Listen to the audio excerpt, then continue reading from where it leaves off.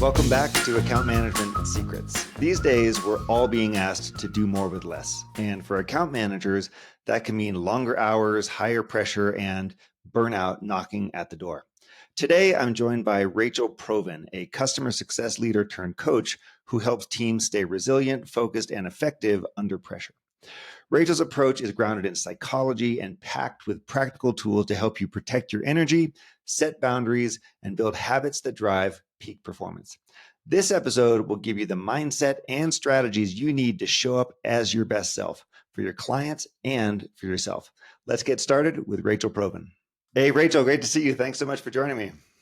Thanks so much for having me. It's so great to be here. Now, we're in an era, that I call the era of overwhelm for a lot of account management, customer success, post-sales teams. In fact, a lot of professional teams in general. But the message that's been coming down over the last handful of years is do more with less, be more efficient. And this is causing a lot of teams to really have to stretch and flex.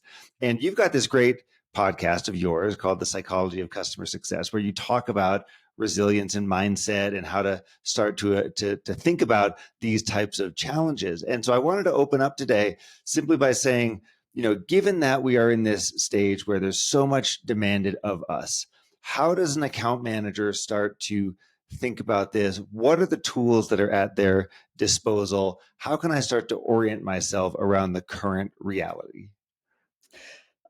Well, that's an incredibly important question, and I'm glad to hear people talking about it.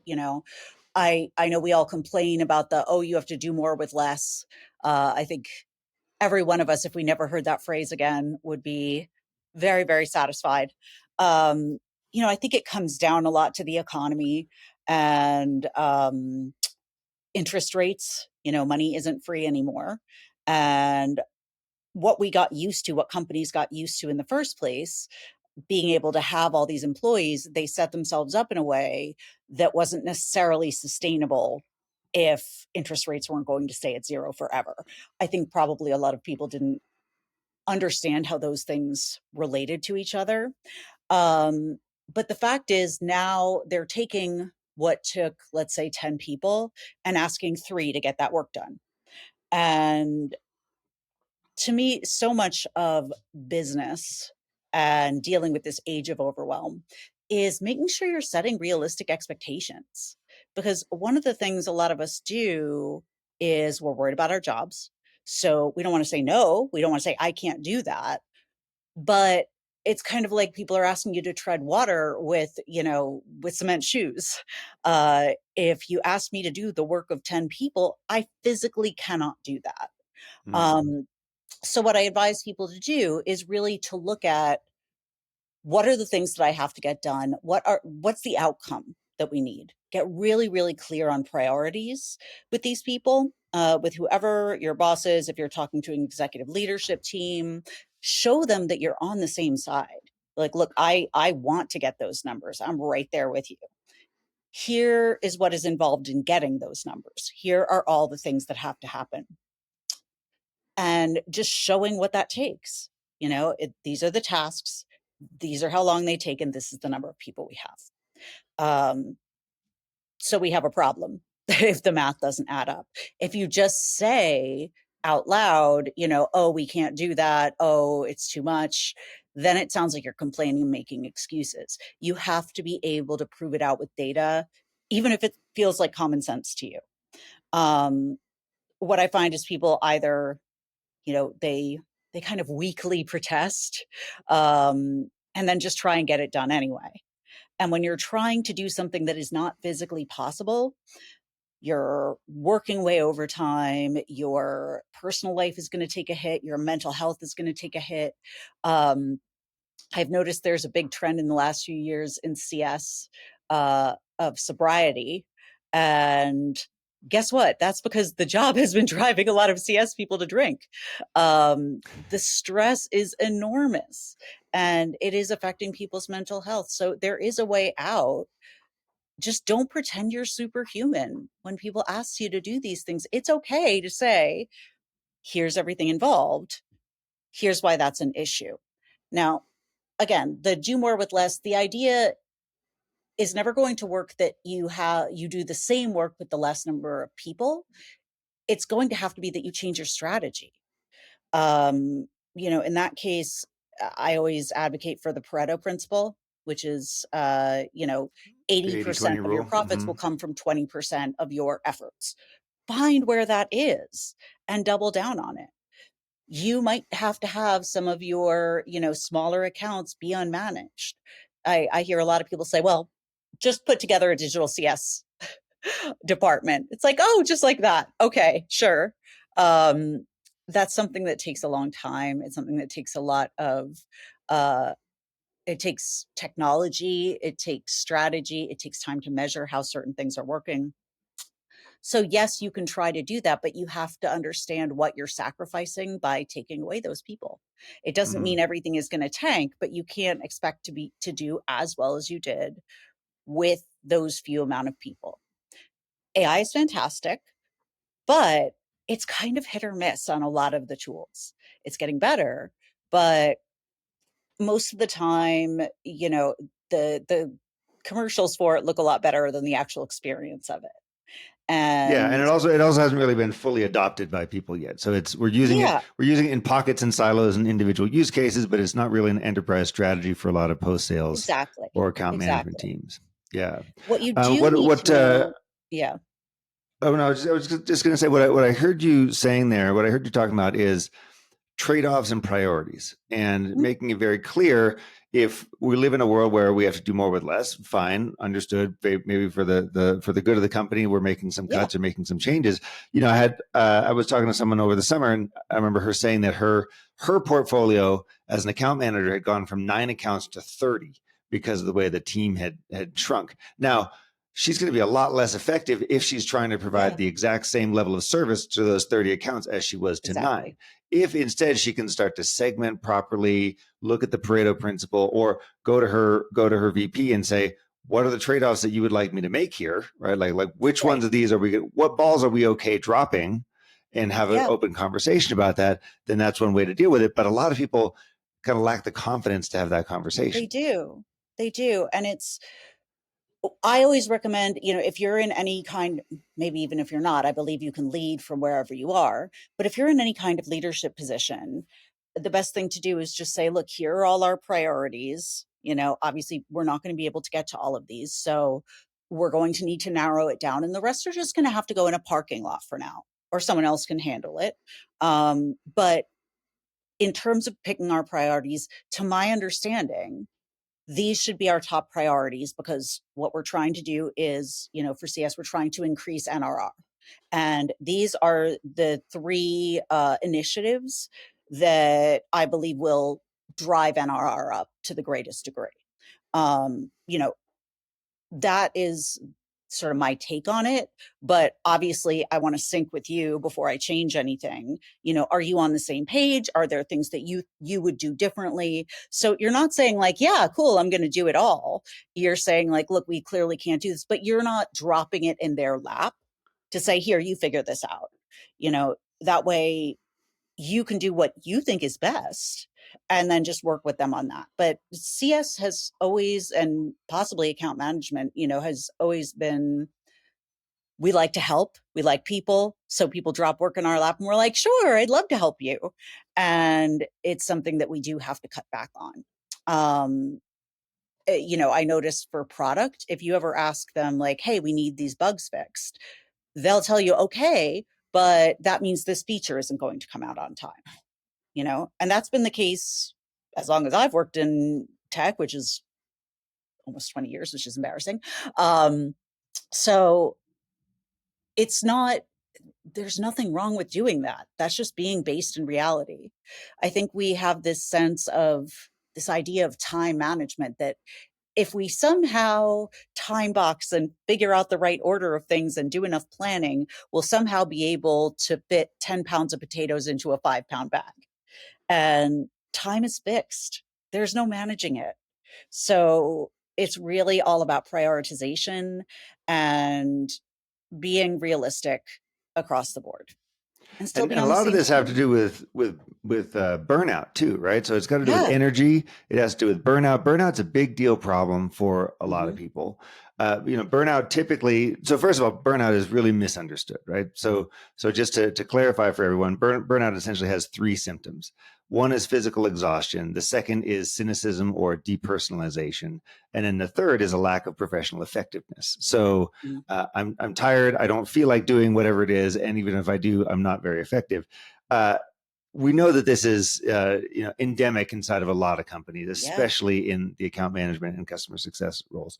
In your view, Rachel, what can people do to prevent burnout, or what are the signs they should be looking for that this is hitting, and keep it as light as possible? Great question. The number one thing that I advise people to ask their teams, especially if you're going in there for the first time, if you're having your first one-on-ones with people, my favorite question for them is, do you feel your work here is valued? That is the number one question that will tell you if they've got one foot out the door, if they're checked out. Because if they don't feel their work is valued, what's the point? You know, no one is here because they dreamed of it as a little girl or a little boy. Like, this is my life's dream, even though you're supposed to act like that. It's like, this is so I can live my life, you know? And if it's taking over your whole life and making your whole life miserable, that's not how it's supposed to be. And a lot of people feel like they're trapped in that because they're under the impression there's no other jobs or everything is like this. And first of all, that's not true. But it's certainly going to be true if you don't try. um, so I think a lot of it as leaders, what we can do is make sure that we're valuing our people, make sure that they understand that their work is appreciated, giving them um, sure, some say in strategy, asking their opinion on things, giving them projects to work on that they're excited about. It's a big difference feeling like a cog in a machine than it is, feeling like what you do makes an impact every day, positive or negative. Like, people respect my opinion. I'm treated like an adult. That is what makes people work hard. And I always tell people praise is free. It is vastly underused. Like, it's like, well, I shouldn't have to praise someone for doing their job. It's like, okay, don't.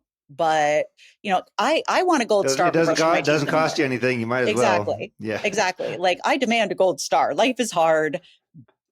Give me some credit here. So just being like, hey, I saw, that was a great report you did, or like, great job with that, with that renewal. I know that they're not always the easiest, or I know you crush it all the time, but still got to tell you, great job. Right.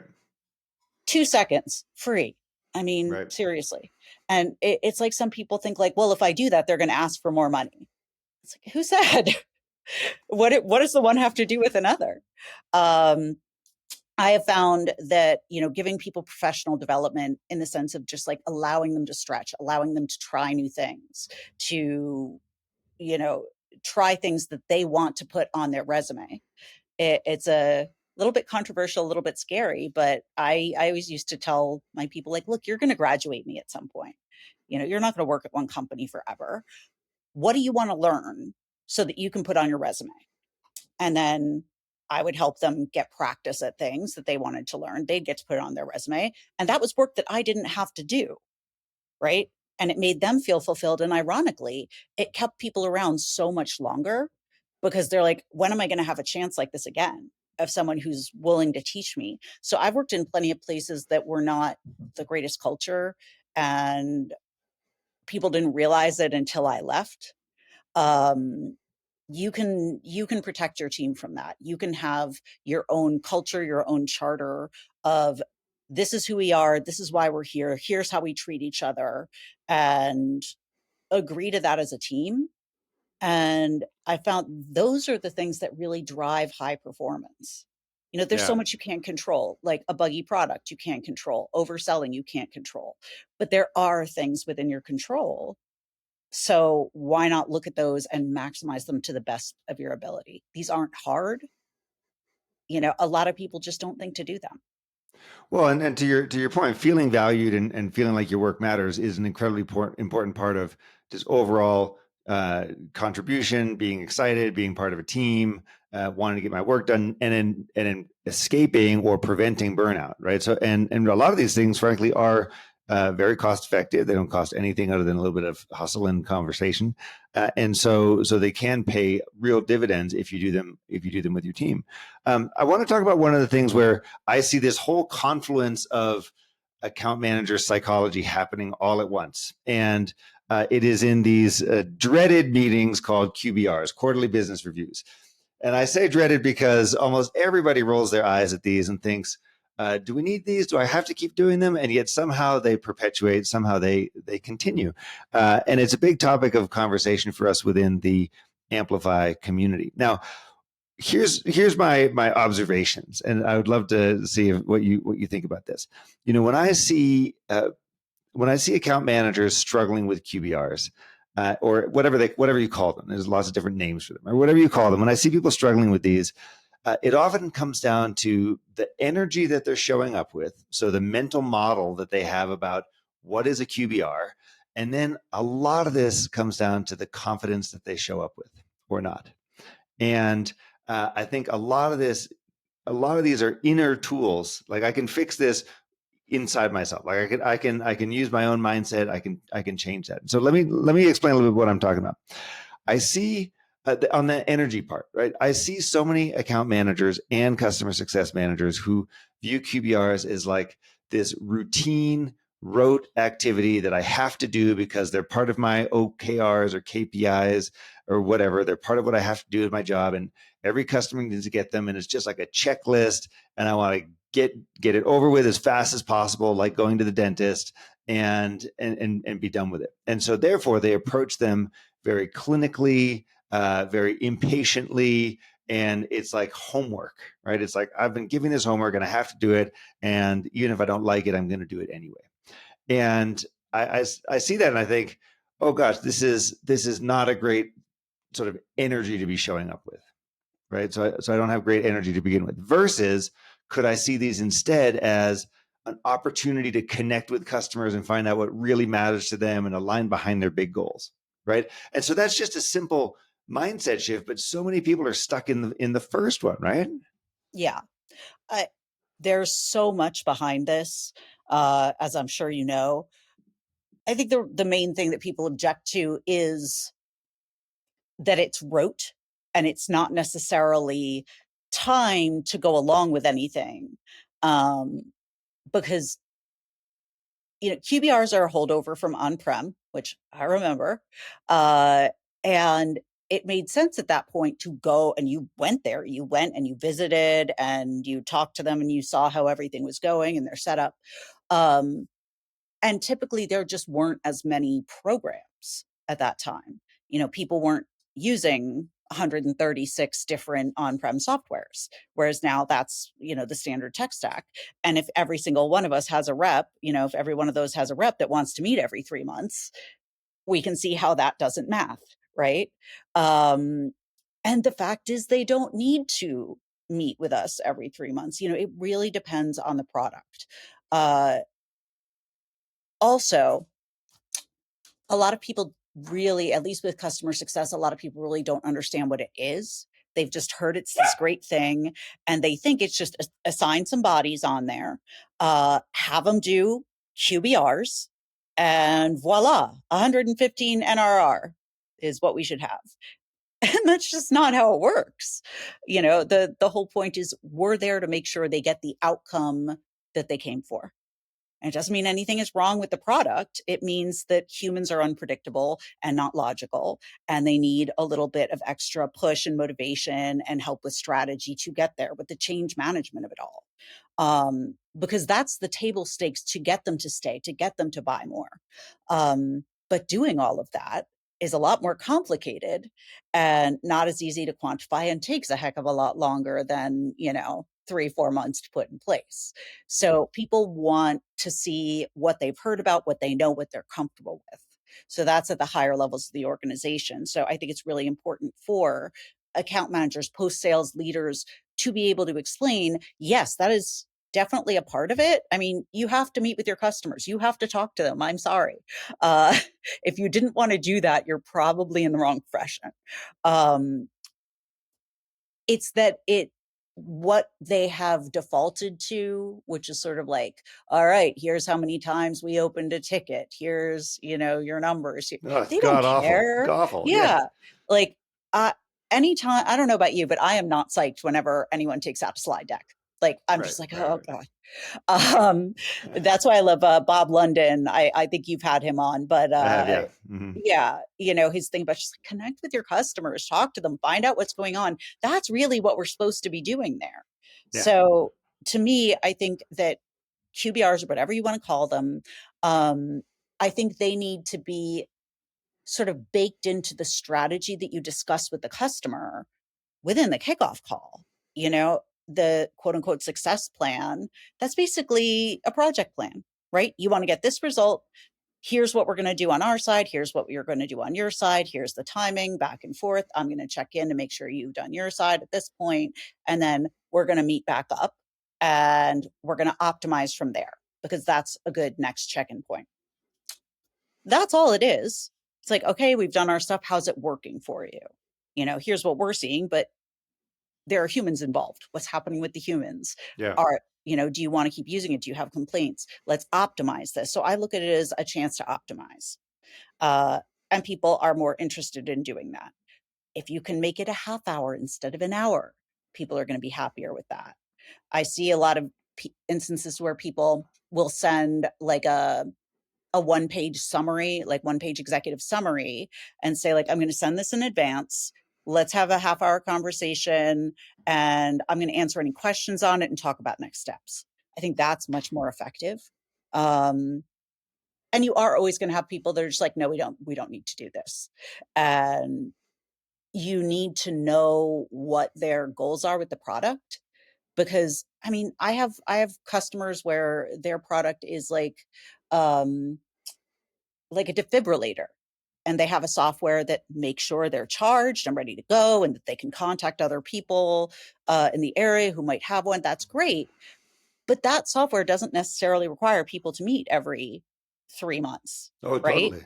That's Totally. not going to be a priority for someone you ask, and they're going to be like, why? Mm. So you just have to think about what's logical and what they're trying to achieve with your product. Not doing that doesn't mean you're ignoring them. That's why I really like verified outcomes, uh, like that they talk about at Gainsight or however you want to do it, but basically just having a survey, a one question survey that goes out to people saying, hey, we have, in our records that this is what you were trying to achieve with our product. Did you achieve that? Yes or no? And from there, you know what your conversation is going to be. Do I need to get them back on track, or can we say, fantastic, knowing this, here's how we can make your lives even better. Like, it's Hmm. good so far, right? You can trust us. All right. For your particular situation, here would be the next logical step. So it's That it's that the point that it's point the there is knowing thing. Yeah. actually it reminds me of another thing that I wanted to bring up and discuss, which is so QBRs are kind of like this crucible moment, right, where everyone gets in them and everything comes up, all the good and bad comes up when you're in a QBR. And you just talked about how to reframe the thinking around showing up with good energy and showing up and wanting to be of service to the customer. One of the other things that I see playing out, and this is true in the microcosm of a QBR, but it's also true broadly speaking for account managers and CSMs, is what I call, are we playing offense or are we playing defense? And I see so many CSMs and account managers out there playing defense. So here's what that looks like. At the QBR, basically spending all my time justifying my existence. Please don't fire me. Look at all the great things that we do. You said jump and we said how high. And look at all this stuff that we're doing. And oh, please don't give me a bad NPS score. Please don't churn. Please don't downgrade, whatever it is. And showing up in this really like one down scenario. And the customer can smell that coming from a mile away. It's not what they want. What they want instead is you to be playing offense, or to put it another way, they want you to be in the driver's seat of the car. They want you to be the person saying, hey, here's what we've seen, and here's 3 risks that should be on your radar, and here's where we're going, and here's where we understand your big goals are. Here's how we're going to help you get there, and et cetera, et cetera. Like be the person driving forward, as opposed to this like, oh, please don't fire me energy, which permeates, literally it permeates the post-sales world. I think what you've hit on there is uh, sort of that crossroads between traditional CS and account management, or what people want CS to be now. So many, CS used to be just focused on retention. Um, and very unpopular opinion here, I think it was better that way. I think you should have had account management people focused on expansion, CS focused on retention. Everybody stays in their lane, does what they're good at. I don't think that it's always necessarily apologetic, but I mean, I totally get what you're saying here, but CS people who are focused on retention, and often they're getting the brunt of all the complaints. And they are trying to, yeah, play defense, be like, I know that, like, there is nothing I can do about any of these things. I'm passing on these things to product. Like, you were told that that this is a lasagna maker and it's actually a dishwasher, you know. So you're kind of doing the best you can there to just keep them. Whereas, if you're in a situation where you have been able to check all those boxes of, we've gotten you that result you wanted, then you're in a position to do that. But so many companies don't put CSMs in a position to do that. Retention and expansion is not just the CSM's job. We can't fix a broken product, right? Um, so often, there isn't a lot of voice of the customer going back. It's hard. CS is in a very difficult position. What I do think is now people in CS are expected to go in with that slightly more aggressive personality. Um, and that's not who most of them are. Most of them are more helper personalities versus sales personalities. And so they're expected to all of a sudden be able to do this with zero training. Uh, and it's like, you do both now. Didn't you know you always did this? I don't know why you're surprised. And it's just, none of these people, if they'd wanted to be in sales, they would have been in sales. There's more glory anyway. But it doesn't tend to be who they are. So now they're coming in being like, I don't know how to do this. We also have this other thing. Do you want it? Please don't be mad at me. Right. Because that is what happens when you have non-sales people trying to sell and you haven't trained them at all. Mm-hmm. And sales doesn't have to be this horrible thing. It can be a service, but unless you teach people how that can be the case, they go in and they don't feel like it aligns with them. So I really think that is, yes, it is a different thing that we have to adapt to, but to expect people to just change their personality and get a skill that no one has taught them isn't really fair. Mm. Yeah. Yeah, same comes with, you mentioned voice of customer. Same comes with asking questions. Yeah, So the nervous AM or CSM will simply talk through the entire meeting, as right. opposed to facilitating a dialogue and asking questions that either maybe it's to someone senior who's sitting in the room, Mhm. because we're all told we're supposed to invite the C-suite to the QBR, or asking a question where we may not want to hear the answer, right? Right. Or we may know in advance we're not going to like the answer. Hmm. And if I'm not confident, if I don't have the skills, I'm simply not going to do that stuff. I'm going to talk instead. Yeah. Well, I mean, there's almost no training for most of these jobs. That's one of the reasons I do what I do, because people expect people to go from individual contributors into management. 100% different job. It's being in the weeds versus being high level. There's so many different things about it. And yeah, you can learn on your feet, but about 60% of people fail in their first year. So it's the same thing here. If you don't know what questions to ask, if you don't know how to handle someone who's not necessarily that happy with your services, and haven't been given, all right, here's what you do in this situation. First of all, bringing it up, they know already. You're not telling them something that, like, oh, I brought it up. If I hadn't brought it up, they wouldn't know that they hate us. Right.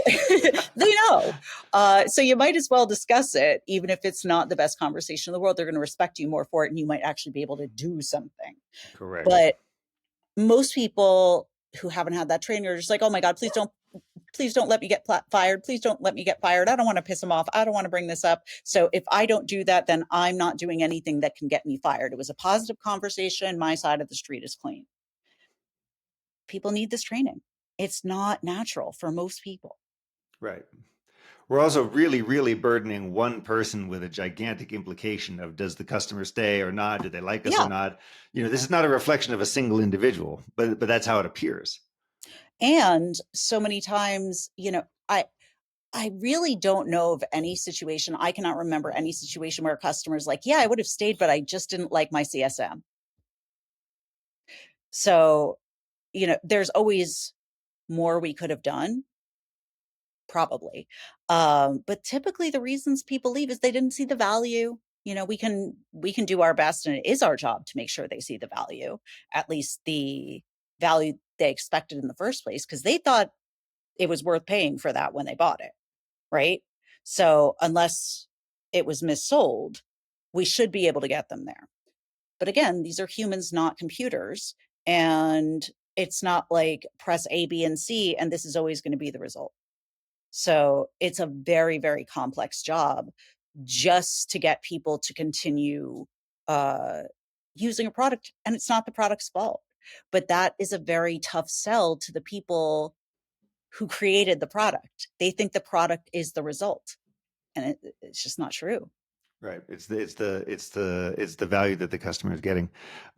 Rachel, we talked at the beginning about the era of overwhelm, the era of do more with less, and the amount of things are basically being dumped on everyone's shoulders here.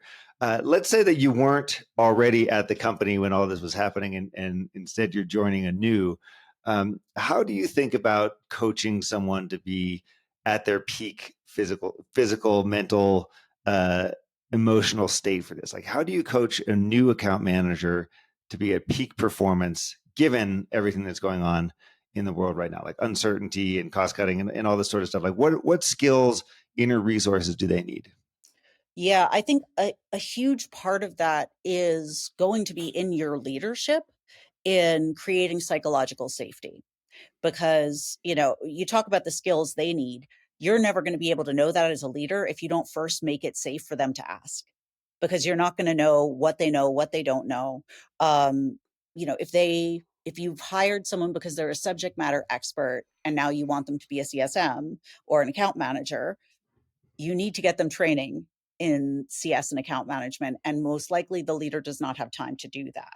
Most likely that's done as a cost savings. But that's there's a difference between onboarding and teaching someone a vocation. So getting them that training, but also just being very clear in, look, I know you don't know how to do this. That's okay. Here's what we're going to do. You're going to have questions. Ask me questions. I am here to answer them and remove blockers for you. Don't pretend you know things you don't know. That's when I'd be upset. I will never be upset because you don't know an answer to something. If a customer gets angry, you're not fired, don't curse them out, please. But we can work through things. Talk to me. And that anxiety is really what keeps people from reaching their full potential. Once they trust that they can try things and that they're not just trying not to get fired, that defensive position, they get so much more confident. So letting them know you can try things, come to me with ideas. I think for team meetings, I think it should always be, you should be going over strategy every week and saying like, all right, what trends are we seeing? What are you noticing? What do you think we should try? It shouldn't be, all right, let's everybody go around the table with an update and here's what I have to say and here's what senior leadership has. That all can be read. Asking your team, what are we seeing? How can we be better? That is really what is going to create top performers. I've done this so many times with teams, taken underperforming teams and just made them triple their effectiveness. And so much of it is about treating them like adults, treating them with respect, and letting them know it's okay to ask questions so that then you can give them the answers, because that's how they're going to get better. Yeah, yeah, I like that. So really building a culture of psychological safety within the team so that everyone can show up and do their best work.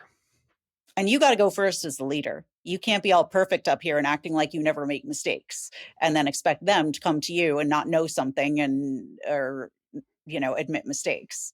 You have to go first and be like, hey, I made this mistake last week. Guess what? Here's what I learned from it. Here's what I'm not going to do again. And I'm going to pass that along to all of you because you're smart people. I'm a smart person. You might make the same mistake, right? It really is, you have to lead with that to show people like, oh, that's okay here. Yeah, we're just seeing what the reality is out there in the world. Yeah. Yeah. Yeah, exactly. Okay, so wrapping up, the last theme I want to talk about, last set of questions is about how account management is perceived within the company, or how CS is perceived within the company. And we all know this, that, if you were to ask your typical, someone else in a different department, they actually don't really know what They it don't. is that CS does. I call account managers, by the way, the unsung heroes of Oh, these yeah. companies, right? So no one actually knows what it is, but they do a lot of amazing things. They don't get a lot of credit. They don't get a lot of the kudos or recognition that other teams do. And what I'd love to hear your thoughts on are, how do we get better as account managers at tooting our own horns, showing our impact, earning that proverbial seat at the table, or just getting some more recognition for what we do? Such an important question because, again,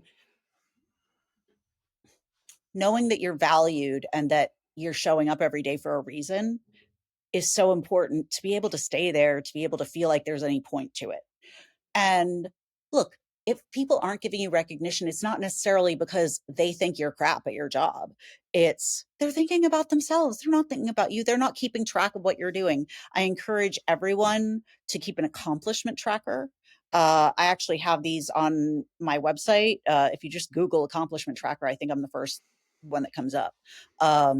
But keep track of what initiatives you've put in place, what you've done with clients, if you've saved the company time on a process, calculate the revenue you've saved in the number of people who do that activity and what their salaries are. Like, how much did I save the company by creating this new process? How much did I generate for the company over time? And just keep a tally of that. Spend 15 minutes every Friday marking that down. And at the end of the year, or whenever your reviews are, you plunk that down and say, here's what I did. And managers appreciate that. You're going to feel better about yourself in what you're doing. And I tell you, people do not prioritize this. They will put it to the side every time. And it's like, you are the only one who's going to do this for yourself. You're the only one who can move your career forward. And having that data, that hard data to show people, is what's going to get you that much more respect. In terms of just like, what do we do? That I tell people it's, in CS and AM, it's pushing the rock up a hill. It is not a one-time conversation and people get it. It's more complicated than that. We're like mini CEOs. We have to work with every single department. And I think we're also the canaries in the coal mine, so to speak. We know what's coming down the pike and we keep telling people, and they're like, no, it's all good. So it can be a very frustrating experience. You have to be constantly saying, yeah, but this is the result we get, and here's how we do it. We make sure they get the result they want, and then we show them the way to get even more with us. But we have to be able to get them their outcomes first. I'm very outcomes focused, because I think that revenue is the result of outcomes. You don't get the one without the other. And all this will then flow uphill, so to speak, meaning if I'm documenting my contributions, my outcomes, my Yep. savings, et cetera, but part of what I want to do is I want to stand up for myself and my interests. But then as part of the team, I want to make sure that overall our entire function is getting the recognition that it deserves for Hmm. driving revenue and profitability for the company. So if everyone's doing that, then it's really easy to drive it up Exactly. the chain, right? Exactly. That's why I like to have the entire team do accomplishment trackers. Then you kind of keep yourselves accountable and everything. And then you can say, ta-da, look at my fancy department. And most other departments won't be doing that. And as departments where people say, well, what do you really do here? Like, are you really worth paying? And you've got to be kidding me. I do everything under the sun here. It will fall apart in about 5 minutes without me, but you enjoy. Um, so when you have that, it actually helps give the answer to, well, here's exactly what I'm doing here. Fantastic. This is great. And it's a great spot to reinforce. Great. This is really important to reinforce is that for the most part, people just don't understand what we do as account managers.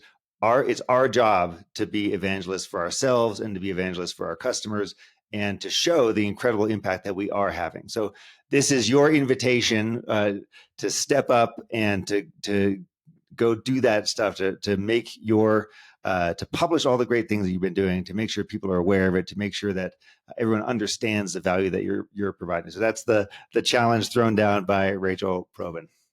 And the one other thing with that, people are like, well, I don't want to seem like I'm bragging. Brag. You want to brag in business. It's going to make your boss look good that they have people on their team that is doing this. The senior leadership, happy to see this. The board, happy to see this information. Don't be modest. Don't hide this stuff. Don't be like, well, I don't want to, just be tooting my own horn. Please, this is what you're here to do. You're here to show results. Fantastic. Well, hey, Rachel, really appreciate you being here, and thanks for this journey through the psychology of account management. It was a pleasure to have you on the podcast. Thank you so much for having me. I had so much fun.